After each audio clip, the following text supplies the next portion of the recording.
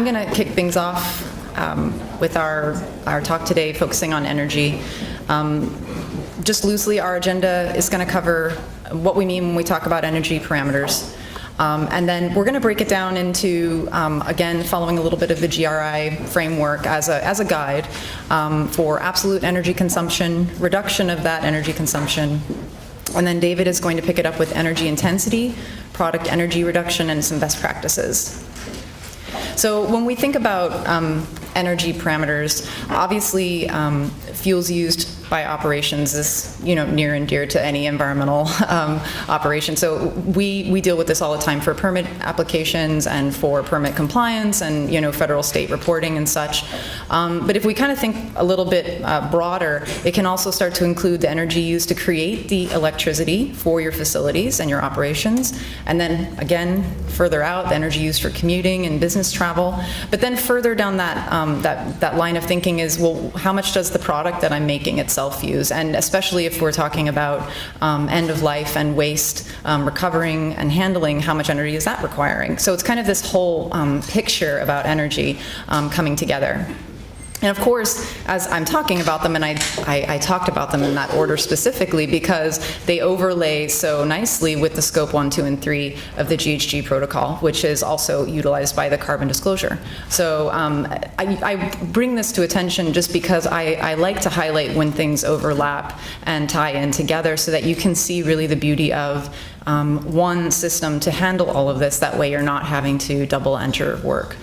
So again, showing these overlaps here, it's kind of highlighted. I've mentioned environmental reporting right up front, but also the greenhouse gas reporting is just one facet of the reporting you'd have to do out of environmental, and how nicely that really jives with your global reporting, carbon disclosure, and even sustainability initiatives at a corporate level. So how does this energy piece fit into your sustainability tracking or tracking in an environmental software in general? Well, it goes back to ERA's, one of our core missions in life is to use a raw, clean, solid set of data as your foundation. So that is, anyone who's worked with us knows that this is where we start. So this is the same story for sustainability and for energy. So we're going to collect the raw data and bring it in as is. And that's going to be your foundation for rolling things up to a corporate level. So in this case, I'm focusing on a few reports for GHG and GRI CDP. So as this raw data is being collected at a facility level, they can now see that data at that facility breakout. But most importantly, it can be rolled up to a corporate level so that they can start doing that benchmarking and trend analysis.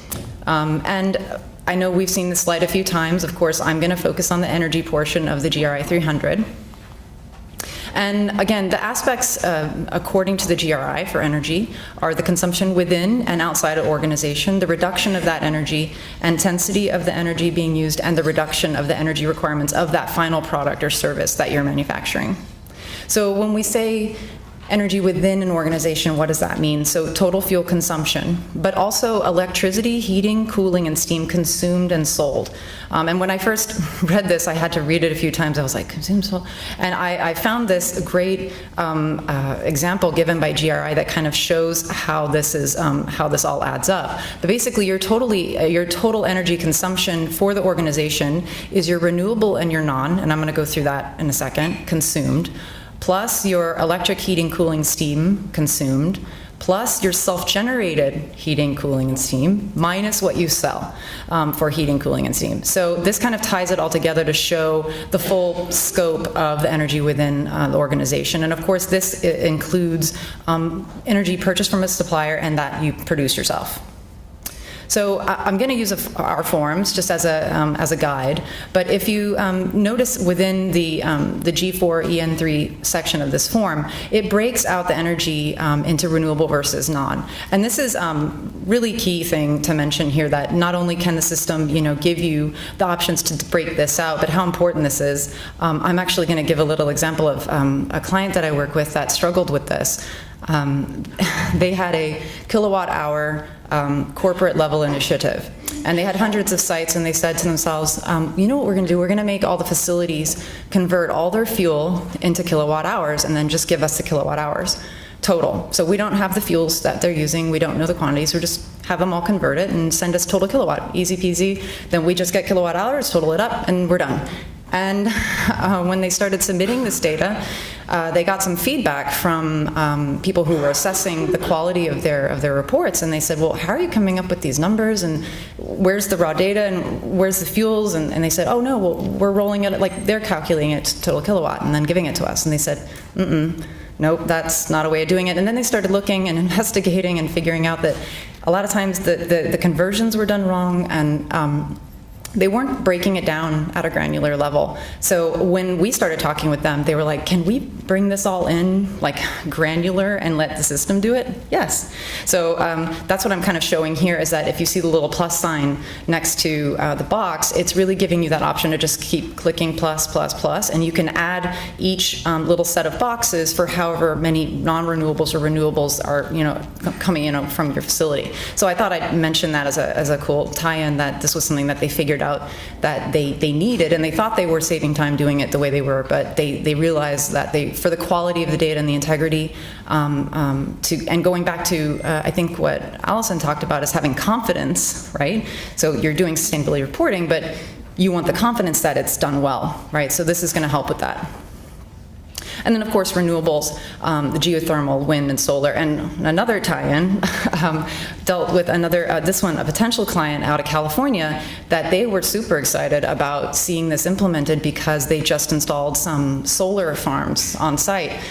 They make organic liquid soaps, I think. And they were like, yeah, we just installed all these solar, and we really want to see pretty metrics of like our energy, compared to our solar. And I thought, yeah, because, if you've got that data and you're making these initiatives, then you want to see it. You want to see it represented in your data. So, of course, we have reports in our system. You guys all know we have great formatted reports like this utility report that's going to give you your total consumption. But it's way more fun to see it visually in our benchmarking and on our dashboards. So here you've got just two examples. One is a monthly department energy breakout, so you can compare departments across each other, and then also a monthly facility usage benchmarking graph where you can look at it from a corporate level and kind of compare facilities to each other. And of course, compare them according to a limit that you have probably enacted at a corporate level as well. So when we go back to the second aspect of GRI energy aspects, the outside of the organization energy consumption is also something to be examined. The upstream and downstream energy, and then the use of products, sold products by consumers in the end-of-life treatment, which goes back to my first talk when we were talking about the drums and the role of the manufacturer of those drums to get them back. So again, following these forms, you have the ability to enter in your upstream methods of energy consumption outside, and then also your downstream, being transportation, distributions, use of sold products, etc. So when we look at reduction of energy consumption, I saw this highlighted several times, and I thought, I guess I'd better make this known or state it, is that it really, for this to count as a reduction of energy consumption, it has to be from direct conservation efforts. So taking a process offline because of downsizing or such, or other reasons that don't have to do with conservation, they shouldn't be contributed. I mean, yes, it's helping, but they weren't conscious efforts towards conservation. And again, going back to the forms, when you do your reporting, they're going to be asking what those conservation efforts were. So if you have reductions, they're going to want to know, well, how did you pull that off? Did you have a product redesign? Did you retrofit equipment? Did you have operational changes or even behavioral changes of your staff that contributed to the reduction of that energy usage within your facility? And I like this graph from one of our clients that had a couple initiatives put in place to reduce energy consumption, and I like that it was just so visually pleasing to see the impact that they had on their energy usage. The first was retrofitting of some machinery, and then later on an initiative to insulate the facility, and how you could see it actually play out graphically for them on their megawatt hours. Energy intensity actually looks at how much energy you use per either product, full-time employees, hours of operation, raw material, and the size of the facility, and any other denominators. The goal of this is to identify sort of facilities or which products are the top performers in terms of energy intensity, which ones use the least amount of energy per product or denominator. And in this case, we can sort of see that at the end, there's one facility that's outperforming all of them in terms of energy intensity. And so ideally, you would be able to identify this facility and then use the best practices to reduce your energy intensity per facility. The other beauty of this graph is that you're able to quickly translate this from energy intensity per cost per product. So you can look at your energy cost per product if you have the supplier information in terms of the cost of the electricity purchased. Next is the reduction in energy requirements of the product.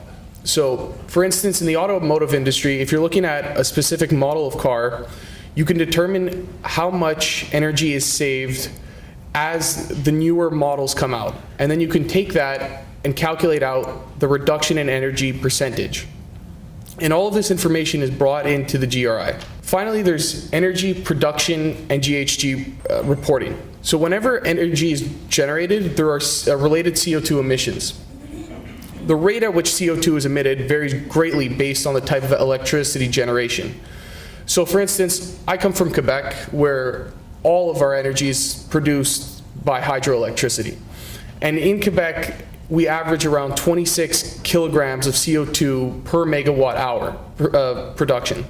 While coal, one of the not as clean energies, produces 88 kilograms per kilowatt hour, per megawatt hour.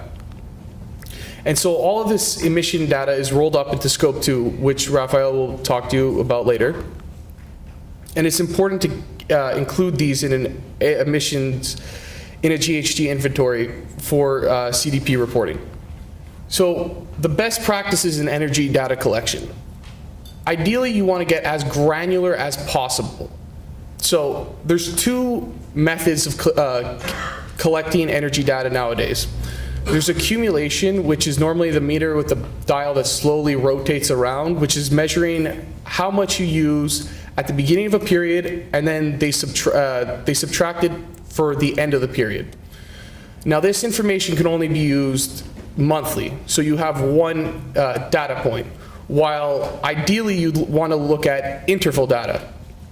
And there are interval meters out there, and they can actually give you your information between a 15 to 30 minute period. And with this data, we can actually we can make more interesting graphs.